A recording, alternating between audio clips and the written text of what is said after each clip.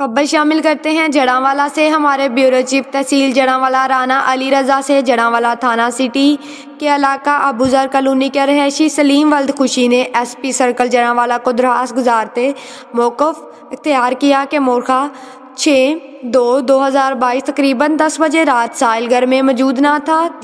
10 سے 12 افراد پولیس وردیوں میں چادر اور چار دیواری کا تقدس پامال کرتے ہوئے گھر کے اندر داخل ہو گئے، توڑ پھوڑ کرنا شروع کر دی۔ تلاشی کے دوران 3,56,000 روپے ساتھ لے گئے۔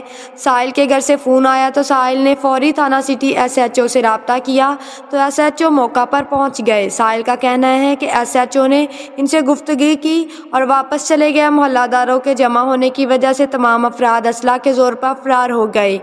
ساحل کے ساتھ سخت زیادتی ہوئی ہے۔ ساحل نے وزیر اعلیٰ پنجاب، آئی جی پنجاب، پولیس آر پی اور فیصلہ آباد سی پی او فیصلہ آباد ایس پی سرکل جڑانوالا سے اپیل ہے کہ ان کے خلاف قانونی کارروائی عمل میں لائی جائے، ہمارے پیسے واپس دلائے جائیں۔